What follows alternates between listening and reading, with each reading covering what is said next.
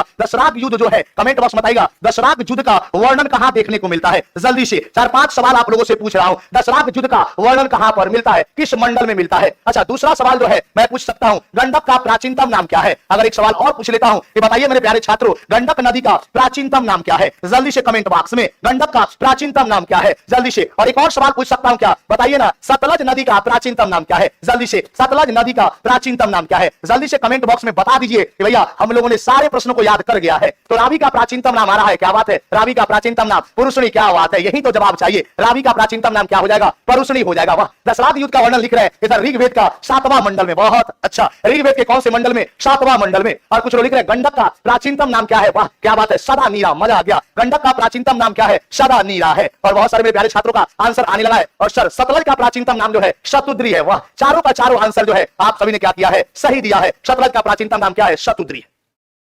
सिंधु सभ्यता में निम्न में से कौन सा चीजें पाई गई है। वाह, क्या सवाल पूछा गया है कि सिंधु घाटी सभ्यता में इनमें से कौन सा चीजें पाई गई है। ऑप्शन देखते हैं, क्या वो अन्नागार पाया गया है, क्या 2 मंजिला भवन पाया गया है, या स्नानागार पाया गया है, क्या 2 मंजिला भवन के साथ मंदिर पाया गया है, या विष्णु का प्रतिमा पाया गया है, क्या 1 मंजिला भवन के साथ अन्नागार पाया गया है, या जलाशय पाया गया है, क्या चौड़ी सड़कें पाया गया है, स्नानागार पाया गया है, या स्नान करते पुरुष का मूर्ति पाया गया है। हम देखना चाहते हैं इस प्रश्न का सही आंसर क्या होना चाहिए आपके हिसाब से। और सारे प्रश्न बड़ा ही महत्वपूर्ण है, जल्दी से आंसर लगाना है। इस प्रश्न का राइट आंसर क्या हो जाएगा। बहुत अच्छा, और जो भी मेरे प्यारे छात्रों आंसर ऑप्शन नंबर ए आ रहा है, अन्नागार, 2 मंजिला भवन और मूल रूप से स्नानागार। अच्छा, आप सभी को पता होगा, एक प्रश्न बताइएगा, अन्नागार का पहला प्रमाण कहां से मिलता है। सिंधु घाटी सभ्यता में अगर पूछा जाए कि अन्नागार का पहला प्रमाण कहां से मिलता है, जल्दी से कमेंट बॉक्स में। सिंधु घाटी सभ्यता में पहला क्वेश्चन मैंने आपसे पूछा कि सिंधु घाटी सभ्यता में अन्नागार का पहला प्रमाण कहां से मिलता है। अच्छा, दूसरा सवाल बताइएगा कि सिंधु घाटी सभ्यता का सबसे बड़ा इमारत कौन था। सैंधव सभ्यता का, ध्यान दीजिएगा, सैंधव सभ्यता का सबसे बड़ा इमारत, जल्दी से, सैंधव सभ्यता का सबसे बड़ा इमारत कौन था। जल्दी से, एक सवाल ऐसा भी पूछा जा सकता है कि सैंधव सभ्यता का सबसे बड़ा इमारत कौन सा था, जल्दी से आंसर लगाएंगे। और तीसरा सवाल पूछा जाए कि सर सैंधव सभ्यता में स्नानागार कहां से पाया गया है। अगर सवाल पूछा जाए कि सर सैंधव सभ्यता में स्नानागार, बृहत स्नानागार का प्रमाण कहां से मिलता है। वाह क्या बात है, 3 सवाल मैंने आपसे पूछे हैं और जल्दी जल्दी सवाल का आंसर देना है। मैं देखूं कितने लोग का आंसर आ रहा है। तो कुछ लोग लिख रहे हैं कि अन्नागार का पहला प्रमाण गुरुजी हड़प्पा से मिला है। बिल्कुल सही आंसर है, अन्नागार का पहला प्रमाण कहां से मिला है, हड़प्पा से मिला है। वाह क्या बात है, सैंधव सभ्यता की सबसे बड़ी इमारत जो है स्नानागार है। क्या बात है। अच्छा मेरे प्यारे छात्रों, अगर मैं आप सभी से पूछूं कि इस स्नानागार में पानिया कहां से आता था, इस स्नानागार में जल कहां से आता था। पहला सवाल ध्यान, इस स्नानागार में पानी कहां से आता था, तो इसका भी आंसर दे दीजिए। तो इस स्नानागार में अगर मैं आपसे पूछूं कि इस स्नानागार में पानी कहां से आता था, जल्दी से। और एक सवाल और पूछ लेता हूं, इस स्नानागार से गंदा पानी जो है, इस स्नानागार से गंदा पानी किस माध्यम से निकाला जाता था। इस स्नानागार से गंदा पानी किस माध्यम से निकाला जाता था। ये दोनों सवाल का आंसर लगा दीजिएगा। इस स्नानागार से गंदा पानी जो है कैसे निकाला जाता था। बहुत अच्छा, तो पानी कहां से भरा जाता था, तो पानी कुआं से भरा जाता था। क्या बात है, सभी लोग आंसर आने लगा है कि सर पानी जो है कुआं से भरा जाता था। वाह मेरे शेर, वाह, लव यू टू मेरे भाई, लव यू। वाह,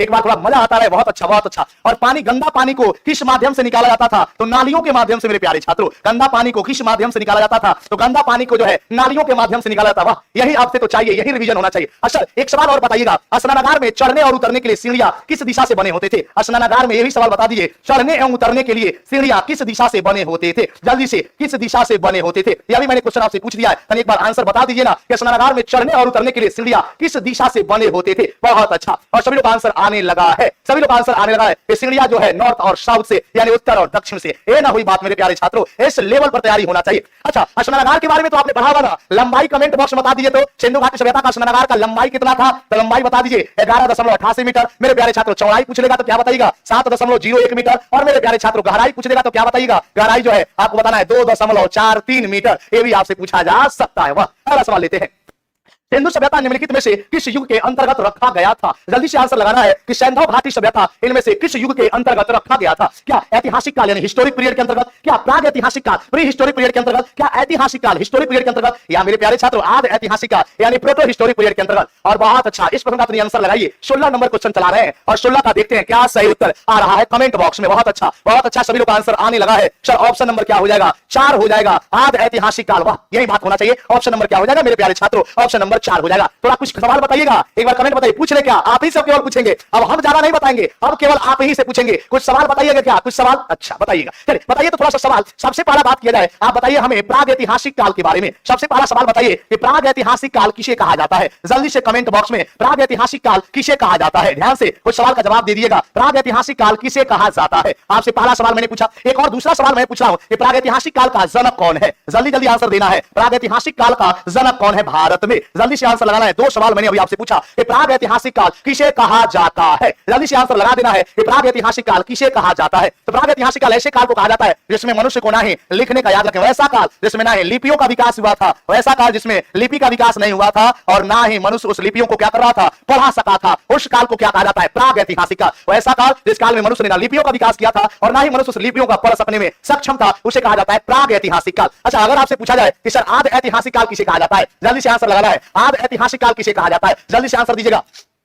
और कुछ लोग लगा रहे कि भारत में प्रागैतिहासिक काल के जनक जो है वो रॉबर्ट बुश है। बिल्कुल सही आंसर है, बिल्कुल इसमें कोई दिक्कत नहीं है। भारत में प्रागैतिहासिक काल के जनक मेरे प्यारे छात्रों रॉबर्ट बुश को ही माना जाता है और इनको पाषाण काल का भी जनक माना जाता है। इसमें कोई दिक्कत नहीं है, इन्हें पूरा पाषाण काल का भी जनक माना जाता है। दोनों सवाल सही है अपनी जगह पर, इन्हें पूरा पाषाण काल का भी जनक माना जाता है, इसमें कोई संदेह नहीं है। ये भी बात याद रखें, भारत में प्रागैतिहासिक काल का जनक भी माना जाता है और भारत में इन्हें पूरा पाषाण काल का भी जनक माना जाता है। अच्छा, आदि ऐतिहासिक काल वैसा काल है जिसमें लिपियों का तो विकास हो चुका था, याद रखें, लिपि का तो विकास हो चुका था, लेकिन इस लिपियों को मानव जो है नहीं पढ़ पाया था। ये बात पता है ना, नहीं पढ़ पाया था। तो ऐसा काल जिसमें लिपियों का विकास तो हो चुका था लेकिन मानव उन लिपियों को पढ़ने में सक्षम नहीं था। और अगर आपसे पूछा जाए कि सर ऐतिहासिक काल किसे कहा जाएगा, तो जल्दी से आंसर लगा देना है। अगर पूछ दिया कि सर ऐतिहासिक काल किसे कहा जाता है, तो ऐतिहासिक काल वैसे काल को कहा जाता है जिसमें मानव जो है लिपियों को पढ़ सका, लिपि को क्या किया, पढ़ने में सक्षम रहा। तो मानव लिपियों को पढ़ने में क्या रहा मेरे प्यारे छात्रों, सक्षम रहा। वैसे काल को ऐतिहासिक काल के नाम से जाना जाता है। अच्छा, मैं आपको एक प्रश्न बता दूं, यहां पे ध्यान समझिएगा। सिंधु घाटी सभ्यता जो है यह आदि ऐतिहासिक कालीन सभ्यता है, बिल्कुल इस बात को याद रख के चलना है।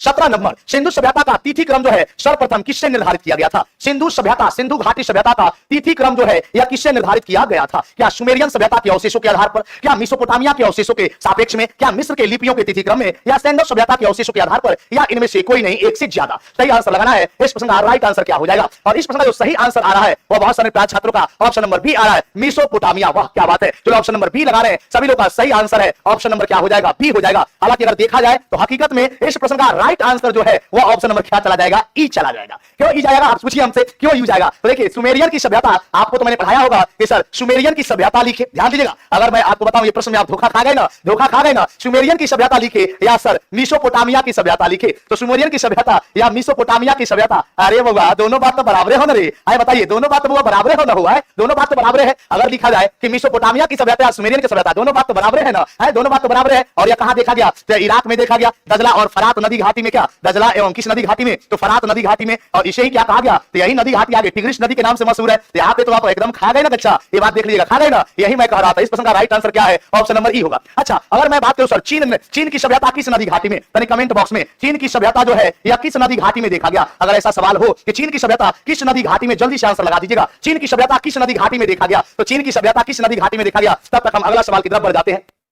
सिंधु घाटी के लोग थे। अच्छा, एक सवाल पूछा गया है कि सर सिंधु घाटी सभ्यता के लोग कौन थे? ऑप्शन देखिएगा, क्या ये शाकाहारी भोजन पर निर्भर थे, क्या ये मांसाहारी भोजन पर निर्भर थे, या शाकाहारी और मांसाहारी दोनों पर निर्भर थे, या गाय के मांस नहीं खाने वाले थे? माफ करिए, गलती से आंसर ऑप्शन डला गया है, जल्दी से आंसर देंगे। और चीन की सभ्यता कुछ मेरे प्यारे छात्रों का आंसर आ रहा है हांगो नदी घाटी में। क्या बात है, यही तो चाहिए। चीन की सभ्यता जो है हांगो नदी घाटी में पाई गई थी, बिल्कुल सही आंसर है, हांगो नदी घाटी में। अगला सवाल का सही आंसर क्या होगा? सिंधु घाटी सभ्यता के लोग जो है कैसा थे, भोजन की बात कर रहा है, तो भैया शुद्ध शाकाहारी नहीं थे, या शाकाहारी और मांसाहारी, वेजिटेरियन और नॉन वेजिटेरियन दोनों में से थे, यानी ऑप्शन नंबर क्या चला जाएगा? सी चला जाएगा।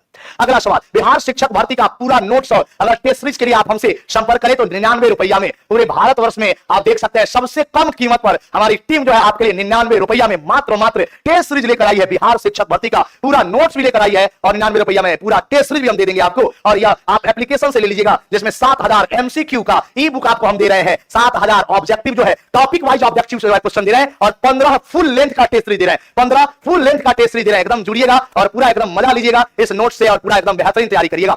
चनहुदारो हड़प्पा संस्कृति से संबंधित एक स्थल है जो कहां पर पड़ता है? चनहुदारो, वाह कुछ लोगों का गलत आंसर भी आ रहा है। सही आंसर देना है, चंद हुदारों की बात किया गया है और जल्दी से आंसर लगाएंगे। सर चंद हुदारों की बात चल रहा है, फटाफट आंसर लगाएंगे। चंद हुदारों की बात चल रहा है, चंद हुदारों की बात चल रहा है। ऑप्शन की बात करें, क्या सिंध में था, ऑप्शन की बात करें पंजाब में था, ऑप्शन की बात करें गुजरात में था, या बुहावलपुर में था, या इनमें से कोई नहीं, एक से ज्यादा। सही आंसर क्या होगा, चंद हुदारों। तो बहुत सारे लोग का आंसर 19 नंबर सवाल का सही आंसर आ रहा है सर ऑप्शन नंबर 1, चंद हुदारों जो है या सिंध में पड़ता है, बिल्कुल सही आंसर है। चंद हुदारों की बात की जाए या साइट्स कहां पर मौजूद है, तो चंद हुदारों जो साइट्स है या मूल रूप से देखा गया है कहां पे, तो सिंध के क्षेत्र में, आप सभी को पता होगा। और बहुत सारे लोग का गलत आंसर भी आ रहा है। तो इस प्रश्न का जो सही आंसर है कहां देखा गया, सिंध में। अगला सवाल लेते हैं, सिंधु सभ्यता का मापक किस गुणज भार में था। एक सवाल पूछा गया है कि सिंधु सभ्यता का मापक जो था या किस गुणज भार में था। बड़ा ही इजी सवाल रखा हूं, क्या 16 के गुणज भार में था, क्या यह 10 के गुणज भार में था, क्या यह 16 के गुणज भार में था, या 8 के गुणज भार में, या इनमें से कोई नहीं, एक से ज्यादा। बहुत अच्छा, सभी लोग आंसर आने लगा है। इस प्रश्न का सही उत्तर लगाना है कमेंट बॉक्स में। और बहुत सारे छात्रों का सही आंसर आने लगा है कि सिंधु सभ्यता का जो मेजरमेंट था या माप का जो गुणज था वह किस मल्टीपल में हुआ करता था। तो बिल्कुल इजी सवाल है, 16 के अनुपात में। किस अनुपात में हुआ करता था, 16 के अनुपात में हुआ करता था। ऑप्शन नंबर क्या